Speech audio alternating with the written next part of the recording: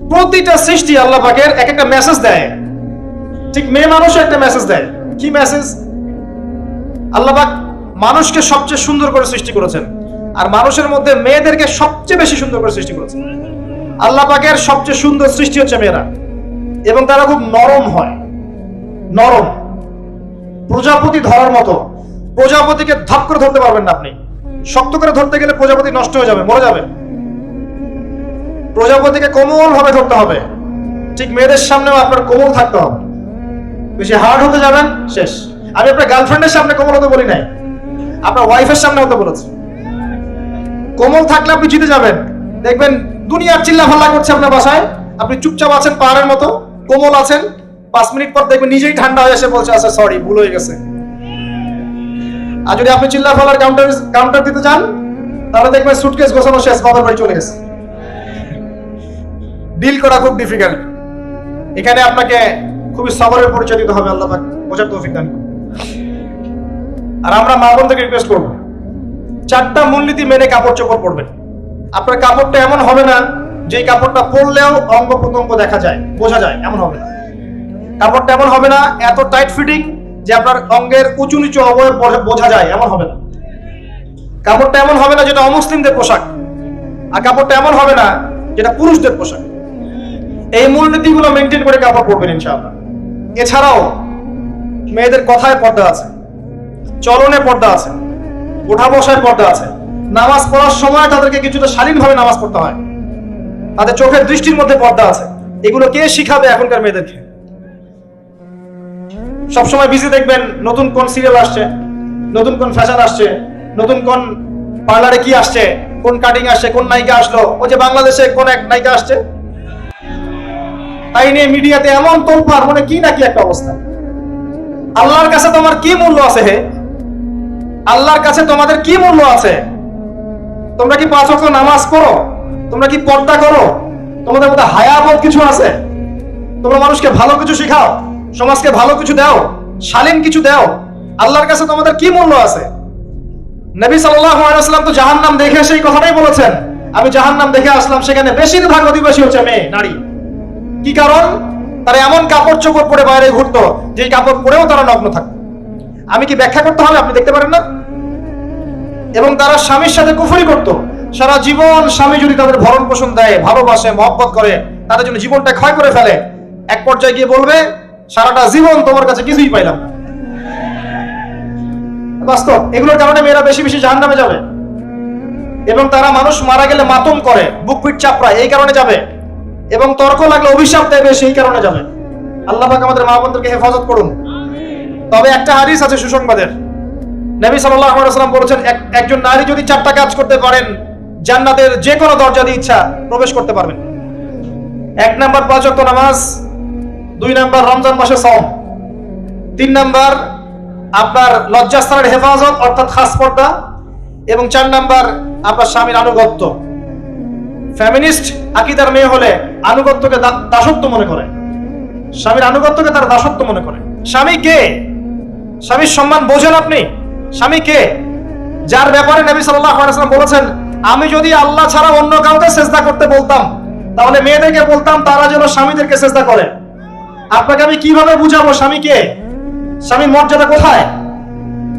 এগুলো কি ইসলাম মেয়েদেরকে ডমিনেট করছে এগুলো দিয়ে? কেন? এই স্বামী আপনার জন্য সারাটা জীবন ক্ষয় করে ফেলে। একটা চোর পর্যন্ত, একটা চোর, একটা করাপ্টেড মানুষ, দুর্নীতিগ্রস্ত মানুষ, সে চুরি করে, দুর্নীতি করে এনে বাচ্চাকে খাওয়ায়। একটা ধর্ষক পর্যন্ত ওর মেয়েকে আদর করে। পুরুষ মানুষ কি জিনিস কেমন করে বুঝবেন? সারাটা জীবন ক্ষয় করে ফেলায়। যদি আপনি তার আনুগত্য করেন, তার সামনে সুন্দর মতো থাকেন, তার কথার সাথে তর্ক না করেন, ভালোবাসা দিয়ে থাকেন, আপনার জন্য সে জীবন দিতে প্রস্তুত থাকে। এরকম পুরুষ মানুষ। আপনাদেরকে কেউ চোখ তুলে তাকালে চোখ তুলে ফেলাবে, এরকম পুরুষ মানুষ। আর এখন তো পরিস্থিতি ডিফারেন্ট। বাসায় পুরুষ বাইরের ছেলের সাথে ফোনে প্রেম হয়ে গেছে, পালাই চলে গেছে, বিয়ে করে ফেলছে। দেখবেন বাসায় স্ত্রী আছে, বাইরের মেয়ের সাথে প্রেম করে বিয়ে করা শেষ। বিয়ে কোনো সমস্যা নাই, ব্যভিচার করে ফেলছে। বিয়ে সে করতেই পারে, সে যদি সমতা রক্ষা করতে পারে, সেটা তার ডিফারেন্ট ইস্যু, এটা অন্য ইস্যু। তো স্বামীর আনুগত্য আপনাকে কিভাবে বুঝাবো? এটা দাসত্ব নয়। নবী সাল্লাল্লাহু আলাইহি ওয়াসাল্লাম বলেছেন, কোন স্বামী যদি কোন স্ত্রীকে চায়, তার প্রয়োজনের জন্য চায়, মহব্বতের জন্য, স্ত্রী যদি চুলায় রান্না করতে থাকে, ওই রান্না ফেলে দিয়ে তাকে আসতে হবে। হাদিস। রাতের বেলা স্বামী স্ত্রী শুয়েছে, স্বামীর চাহিদা আছে, স্ত্রীর কোনো সমস্যা নাই, স্ত্রী ফিট, ইচ্ছা করে অহেতুক স্বামীকে বলল আমি রাজি না, উল্টা পাশে মুখ করে ঘুমিয়ে গেল।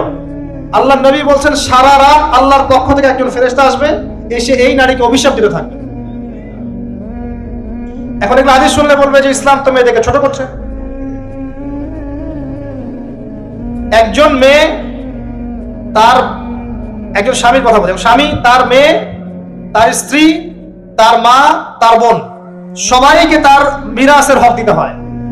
একজন মেয়ে তার বাবার সম্পত্তি পায়, কোন কোন ক্ষেত্রে তার ভাইয়ের সম্পত্তি পায়, তার স্বামীটা তো পাই, তার ছেলেটাও পায়, নানি হলেও সম্পত্তির হক আছে। একটা মেয়েকে চতুর্দিক থেকে সিকিউর করা হয়েছে ইসলামে। তারপরেও কিছু ফ্যামিলিস্টের কারণে এরা বলবে যে মেয়েদেরকে ইসলাম ছোট করছে। হ্যাঁ, মেয়েদেরকে ইসলাম কেন ছোট করছে? কারণ পর্দা করে যে বাইরে বেরোতে বলছে, ঢ্যাং ঢ্যাং করে নগ্ন হয়ে বেরোতে নিষেধ করছে, এই কারণে। যদি বলে যে হ্যাঁ ইসলাম আপনাদেরকে ফ্রি মিক্সিং এর স্বাধীনতা দিচ্ছে, আপনারা সবাই ফ্রি মিক্সিং করেন, গেঞ্জি পরেন, টি শার্ট পরেন, স্যান্ডো গেঞ্জি পরে বাইরে ঘুরে বেড়ান, টাইট ফিটিং প্যান্ট পরে বাইরে ঘুরে বেড়ান, সব জায়গায় আপনারা ফ্রি মিক্সিং করেন, পর্ন দেখেন, জেনা করেন, মদ খান, ইসলাম খুব ভালো। তখন তোমাদের জন্য তো ইসলাম নয়, তোমরা জাহান্নামে যাও, আল্লাহর কি আসে যায়? ইসলাম তোমাদের জন্য নয়, তোমরা জাহান্নামে গিয়ে মরো, ইসলামের কিছু যায় আসে না।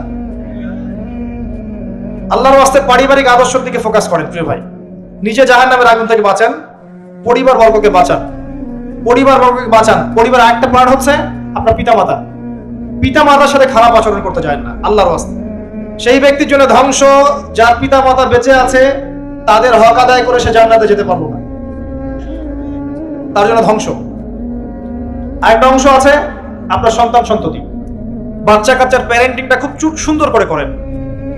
যখন আপনি স্ত্রীর সাথে মিলন করতে গিয়েছেন তখন দোয়া পড়েন, আল্লাহুম্মা বিসমিল্লাহি আল্লাহুম্মা জান্নিবনা শাইতান ও জান্নিবিশ শাইতান মা রাযাকতানা। আমার মনে হয় এখনকার জেনারেশন যেগুলো আছে ফাসিক, মাদক সেবন করে, পর্নোগ্রাফিতে আসক্ত, ইয়াবাখোর, স্মাগলিং করছে, চুরি করছে, হাবিজাবি, ধর্ষণ করছে, আমার মনে হয় না তাদের পিতামাতা তাদেরকে জন্ম দেওয়ার সময় দোয়াগুলো পড়েছিল। কারণ পিতামাতাকে দোয়া পড়লে ওই সন্তানকে শয়তান স্পর্শ করতে পারে না। সন্তান হবে, সন্তান ছেলে হোক মেয়ে হোক, আপনার এটা নিয়ে মন খারাপ করার কিছু নাই। একজন কন্যা সন্তানকে লালন পালন করে সৎপাত্রে প্রাপ্তস্থ করলে এই মেয়ে পরকালে আপনার জন্য জাহান্নামের আগুন থেকে ঢাল হয়ে যাবে। যার কাছে দুইজন মেয়ে আছে, দুইটা মেয়েকে সে ভালো করে মানুষ করেছে, নবী সাল্লাল্লাহু আলাইহি ওয়াসাল্লাম বলছেন সে জান্নাতে আমার সাথে এমন করে থাকবে, এইভাবে। কেউ যদি বিধবার দায়িত্ব নেয়, সেও নবী সাল্লাল্লাহু আলাইহি ওয়াসাল্লামের সাথে এইভাবে থাকবে। এতিমের দায়িত্ব নেয়, এইভাবে থাকবে। ফ্যান্টাসিতে ভুগছেন, একটা এতিম মেয়েকে বিয়ে করেন, একটা অসহায় তালাকপ্রাপ্ত মেয়েকে বিয়ে করেন, একটা বিধবা মেয়ে যার স্বামী মারা গেছে, কেউ নাই দেখা, তাকে বিয়ে করেন, তারপরে বোঝা যাবে আপনার মধ্যে কতটুকু দিন আছে। আর বর্তমান সভ্যতা আমাদের কি সমাধান দিবে? সবাই যদি দিনদার একটা করে ক্যাটরিনা খুঁজে, এই এতিম, এই বিধবা, এই যাদের দেখার কেউ নাই, এই মেয়েগুলা কি রাষ্ট্রের সম্পত্তিও থাকবে? এদের দায়িত্ব কে নিবে? পুরুষরা যদি দায়িত্ব না নেয়, কে দায়িত্ব নিবে? এখন কেউ যদি ওদের দায়িত্ব নিতে যায়, তখন তাকে আবার খারাপভাবে উপস্থাপন করা হয়, এই ব্যক্তির মনে হয় চরিত্র খারাপ। কিন্তু এদিকে বাইরে 10টা জেনা করে বেড়াচ্ছে, কোনো সমস্যা নাই, এগুলো কুস্কায়। এইসব জাহেলদের জন্য ইসলাম নয়। ইসলামের প্রতিটা বেসিক ফান্ডামেন্টাল মানবতার কল্যাণের জন্যই। এগুলোকে ফরজ করা হয়নি, আপনি নফল, আপনার সামর্থ্য থাকলে আপনি করতে পারেন, না করলে কোনো সমস্যা নাই। কেউ যদি করে যে ইসলাম পরিপূর্ণরূপে পালন করার চেষ্টা করছে, এটার উপরে আমল করার চেষ্টা করছে, তাহলে আপনি তাকে ক্রিটিসাইজ করছেন কেন? কি সমস্যা আপনার? আরেকটা পার্ট হচ্ছে সন্তান সন্ততি। বাচ্চা কাচ্চাকে ছোটবেলা থেকেই মানুষ করতে হবে এমন ভাবে যাতে করে বড় হয়ে এরা এই উম্মার খালেদ এবং ওমর হতে পারে। বাচ্চা ছোট বাচ্চাকে আপনি ভালো খাবার দেন, মায়ের স্নেহ দেন, বাবা মার সাথে রাখেন, একটু গ্রাম্য পরিবেশে নিয়ে গিয়ে তাকে বড় করেন। কেন বলছে কথা? এখানে পরিবেশ সুন্দর থাকবে, সে দৌড়াবে ধুলার মধ্যে, মাঠের মধ্যে খেলবে, সুন্দর ভাষা শিখবে, এরপর তাকে ভালো প্রতিষ্ঠানে পড়ান। প্রতিষ্ঠানটা এমন হবে যে প্রতিষ্ঠানে জেনারেল শিক্ষা, ইসলামিক শিক্ষা একসাথে দেয়া হচ্ছে, সে সব শিখবে। আমার ছেলে কোরআনে হাফেজও হবে, আমার ছেলে ডক্টরও হবে ইনশাআল্লাহ। এভাবে এভাবে করে তোলেন। আধুনিক হন, মাথাটা খাটান, ব্যাকডেটেড মানসিকতা বাদ দেন। বিশ্বটা এগিয়ে গেছে, আমাদেরকে এগিয়ে যেতে হবে। একমুখী জ্ঞান দিয়ে আপনি কিচ্ছু করতে পারবেন না এই যুগে। দ্বিমুখী শিক্ষার একটা হারমোনিয়াস কম্বিনেশন দরকার। আমাকে কোরআন জানতে হবে, সায়েন্সও জানতে হবে, নাহলে আমি সায়েন্স দিয়ে কোরআনকে ব্যাখ্যা করতে পারবো না, কোরআন দিয়েও সায়েন্সকে ব্যাখ্যা করতে পারবো না। জানতে হবে আমাদেরকে।